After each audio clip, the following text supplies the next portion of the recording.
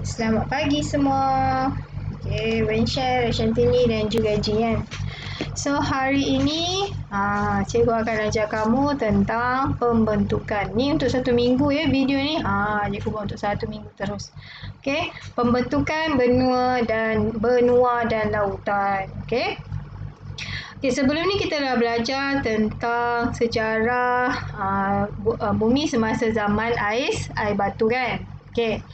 Jadi, okay. Lepas tu kita dah belajar sampai zaman air batu yang akhir tu. Okay, yang air batu mencair tu. Okay. Kalau kita tengok di situ, iklim telah mempengaruhi bentuk fizikal bumi hingga terbentuk daratan dan lautan. Okay. Kalau dahulu 250 juta tahun dahulu, permukaan bumi ni hanyalah daratan yang dikenali sebagai Panjia. Okay. Oleh sebab perubahan iklim pada zaman air batu akhir ni, Panjia ni telah menjadi 7 benua yang besar, iaitu benua Amerika Utara, Amerika Selatan, benua Eropah, benua Afrika, Australia ataupun kita panggil sebagai Oceania, Antartika dan juga Asia. Okey. Kemudian kita ada 6 lautan dekat dunia, iaitu Lautan Atlantik, Lautan Selatan, Lautan Hindi, Lautan Arktik, Lautan Pasifik Utara dan Lautan Pasifik Selatan. Okey, so itu adalah 7 benua dan juga 6 lautan yang ada di bumi ini. Okey. Okey, kalau kita tengok yang pertama di situ. Okey, apa yang berlaku daripada awal, kemudian apa jadi. Cuba kita tengok satu-satu. Okey. Lebih kurang 250 juta tahun dahulu, bumi ini hanyalah daratan dikenali sebagai Panjia. Okey, Pangia kot. Okey, Pangia ini mula berpecah kepada benua Laurasia di utara dan benua Gondwana di selatan. Okay, benua Laurasia ni mula bergerak ke utara menjauhi benua Gondwana ni. Okey, sekarang benua Laurasia menjadi benua Amerika Utara. So, kalau kamu perhatikan, okey, pada awal dahulu semua daratan di bumi ini adalah bercantum. Kemudian disebabkan dia berlakunya pergerakan plak-plak bumi yang ada tu, so dia bergerak menjauhi di antara satu sama lain. Okey, tadi yang bahagian atas kita panggil sebagai benua Laurasia, yang bawah ni adalah benua Gondwana. Okey, benua Gondwana ni pula dia terpecah kepada beberapa benua, iaitu benua Amerika Selatan, benua Afrika dan benua India. Okey. So, benua-benua ini bergerak sehingga terbentuknya benua Eropah, benua Asia, Antartika dan juga Australia. Jadi, sekarang ni kita ada 7 benua di dunia. Apa benua-benua ni tadi? Ingat lagi tak? Kita ada benua apa? Benua Amerika Selatan, Amerika Utara. Okey. Kita ada benua Eropah, benua Asia, okey, Australia. Okey. Muka bumi berubah bentuk. Kalau tadi kita dah tengok pembentukan benua, okey. Tidak, sebelum ni semua bahagian daratan di bumi ni bercantum. Kemudian disebabkan berlakunya pencairan ais tadi, dia dah bergerak. Okey, bergerak. Jadi dia berjaya jauh di antara satu sama lain. Okey. Okey, peta dunia sekitar 17,000 tahun dahulu. Cuba kamu tengok di sini. Okey. Pada 17,000 tahun dahulu, peta menunjukkan bumi diliputi oleh salji di bahagian kutub utara dan kutub selatan sekitar 17,000 tahun dahulu. Okey, di bahagian kutub utara dan kutub selatan ada salji, banyak sangat salji. Okey. Okey, kesan perubahan bentuk fizikal bumi. Okey. Kesan perubahan bentuk fizikal bumi ni, okey, zaman air batu ni berakhir lebih kurang 8,500 tahun yang lalu. Okey, maksudnya kalau sebelum ni kita belajar bumi ni banyak diliputi oleh ais. Tapi disebabkan zaman air batu tu dah berakhir, okey, itu yang berlaku perubahan kepada perubahan bentuk fizikal dekat bumi ni. Fenomena ini menyebabkan berlaku perubahan pada bentuk fizikal bumi. So, muka bumi telah berubah daripada tanah daratan yang luas kepada 7 benua dan 6 lautan. Okey, kecairan air batu yang berlaku. Okey, sebab air batu yang mencair itu menyebabkan kawasan tanah rendah ditenggelami air dan paras air laut meningkat. Okey, air batu tu cair, so maksudnya air batu tu dah tukar kepada apa? Okey, daripada ais dia dah tukar jadi cair. So bila dia bertukar jadi cair, jadi isi padu air laut meningkat. Okey, selain itu tasik dan sungai juga turut terbentuk. Daripada situ baru tasik dengan sungai terbentuk. Okey, tasik dengan sungai ni kita tahu bahawa air dia adalah air tawar, manakala air laut air dia agak masin. Okey, antaranya termasuklah tasik Vostok di Antartika, tasik Baikal di Siberia, sungai Yangtze di China dan juga sungai Indus di India. Ini adalah contoh-contoh perubahan fizikal bumi yang berlaku selepas zaman air batu tu. Ini tasik sebenarnya. Okey, tasik Vostok di Antartika ya.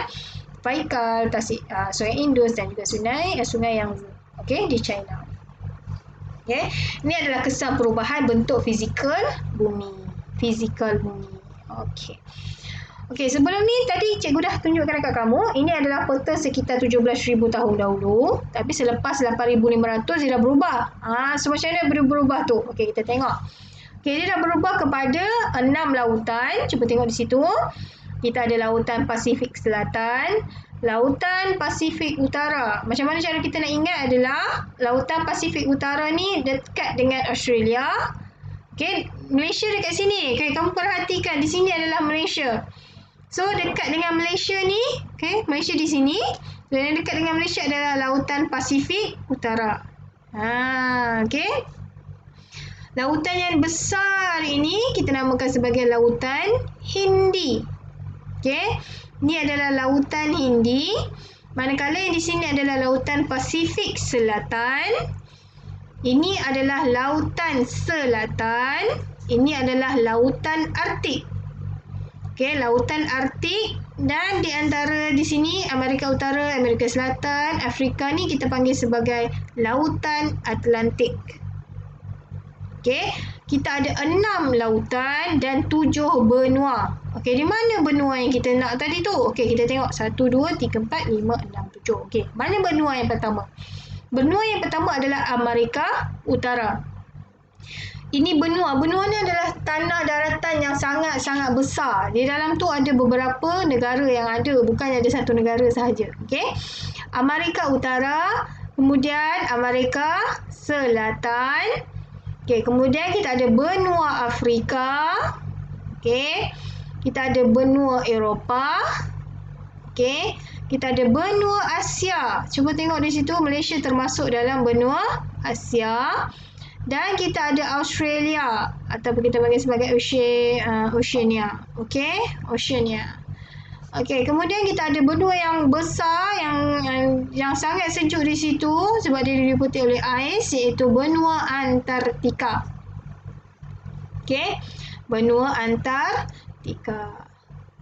Okey, jadi kita ada 7 benua dan 6 lautan. Okey, so tengok betul-betul benua tadi ada 7, lautan ada 6. Okey. Okey, Asia Tenggara sudah berubah. Ini kita tengok pula tentang Asia Tenggara. Kita tahu bahawa Malaysia tadi duduknya di benua apa tadi? Benua Asia. Okey, benua Asia. Okey, dan Malaysia terletak di Asia Tenggara. Okey, Malaysia terletak di Asia Tenggara. Okey, Asia Tenggara ni, okey, kalau kita tengok di situ, apa yang kita nak tengok dalam Asia Tenggara ni adalah kita nak tengok apakah perubahan bentuk muka bumi di Asia Tenggara ni. Okey, perubahan bentuk muka bumi dekat Asia Tenggara. Okey, disebabkan Malaysia ni berada di Asia Tenggara, jadi kita tengok di sini je lah. Okey. Sebelum 10,000 tahun dahulu, Asia Tenggara ni merupakan daratan yang luas terbentang. Okey, dia luas sangat. Jadi gugusan tanah ni kita kenali sebagai pentas Sunda. Okey, maksudnya kawasan yang luas ni, kalau kamu tengok di sini, okey, luas ni daratan dia. Kita kenali sebagai pentas Sunda. Okey. Pentas Sunda ni, apa yang ada dalam pentas Sunda ni terdiri daripada semenanjung tanah Melayu. So di sini adalah semenanjung tanah Melayu.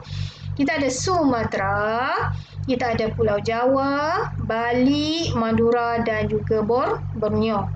So, paras air laut di pentas Sunda ni ialah 120 meter lebih rendah daripada sekarang. Kalau dulu dia lebih rendah tu sebabnya semua daratan ni bercantum. Tapi sekarang dia tak bercantum dah sebabnya dia dah dilitupi oleh air tadi. Okay, hutan di pentas Sunda tidak tebal dan bertanah pamah serta kawasan rumputnya agak luas. Hutan-hutan di pentas Sunda ni tadi. Okey, semasa zaman air batu akhir ni, kecairan air batu semasa zaman air batu akhir menyebabkan pentas Sunda tu berubah. Akibatnya terbentuklah Kepulauan Asia Tenggara. Okey, cuba kamu lihat awalnya.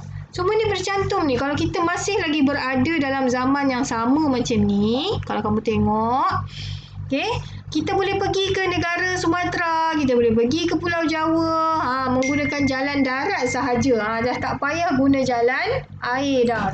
Tapi disebabkan berlakunya kenaikan paras air laut, kita dah terpisah. Okey? Kita dah terpisah. Itu yang terbentuknya Kepulauan Asia Tenggara. Nampak tak? Kat sini kita ada Selat Melaka, kat sini kita ada Teluk Siam, kat sini kita ada Laut Jawa. Nampak dia dah tak bercantum dah. Okey? Kenaikan air ni menyebabkan, sebab air tadi dah mencair so kenaikan suhu paras air laut tu menyebabkan terbentuknya sungai, tasik, selat dan teluk di Asia Tenggara. Okey, so aliran sungai tu akan menenggelamkan tanah yang rendah. Jadi maknanya tanah-tanah yang rendah tu habis dah. Semua dah tenggelam. Okey, sebagai kesannya terbentuklah Tasik Dayang Bunting, Selat Melaka dan juga Teluk Siam. Ini adalah contoh. Okey. Tanah tinggi di Asia Tenggara ni bermula daripada banjaran Himalaya di utara. Himalaya di mana Everest tu ada terletaknya Gunung Everest. Okey. Kebanyakan gunung berapi terdapat di kawasan di negara jiran kita iaitu Indonesia dan juga di Filipina. Itu sebabnya diletakkan mereka ini berada dalam kawasan lingkaran api Pasifik. Sebab apa lingkaran api Pasifik? Sebab dekat Indonesia, dekat Filipina kita ada gunung berapi. Dekat Malaysia ada gunung berapi tak? Dekat Malaysia tak ada gunung berapi. Okey, dekat Indonesia ada, dekat Filipina pun ada gunung berapi. Okey, cikgu harap yang fahamlah yang ni untuk macam mana benua terbentuk, macam mana Asia Tenggara terbentuk. Sebab Asia Tenggara pun sebenarnya dia bercantum juga ni pada awalnya. Semua ni bercantum. Tapi bila dah ais batu tu mencair, paras air laut naik, sekarang kita dah terpisah. So kita dah tak boleh pergi dah menggunakan jalan darat. Okey, dah faham yang tu ya? Okey, ini adalah contoh-contoh perubahan fizikal yang berlaku di sekitar dunia kita. Okey, kita tengok yang pertama di benua apa ni? Benua Amerika Utara. Okey. Benua Amerika Utara ni kita ada satu tempat yang paling cantik kalau kita tengok di situ iaitu kita panggil sebagai Grand Canyon. Okey, Grand Canyon ni adalah jurang yang amat curam dan berwarna-warni di Arizona, Amerika Syarikat. Itu yang orang kata nampak tempat cantik dengan khazanah semula jadi ya. Grand Canyon. Okey, kemudian kita ada Gurun Sahara. Gurun Sahara ni adalah padang pasir yang terbesar di dunia yang terletak di utara Afrika. Padang pasir ni padang pasir yang terbesar. Kemudian kita ada benua Asia, kita ada Gurun Gobi, ialah gurun terbesar di Asia yang terletak di China dan sebahagian daripada Mongolia, dan gurun ini juga merupakan gurun yang terpanas di dunia. Okey. Kita ada Sungai Nil di benua Afrika, ialah sungai yang terpanjang di dunia yang mengalir dari Sudan ke Mesir dan tamat di sebuah delta di Laut Mediterranean. Dan Tasik Titicaca, tasik tertinggi di dunia yang terletak di sepadan Peru dan juga Bolivia. Okey. Jadi ini adalah perubahan yang berlaku di perubahan fizikal yang berlaku di sekitar kawasan benua. Okey, itu saja untuk minggu ni. Okay. Cikgu harap kamu faham dengan penerangan yang cikgu bagi tu. Nanti latihan cikgu akan masukkan dekat dalam grup WhatsApp. Okey, selamat belajar semua. Bye-bye.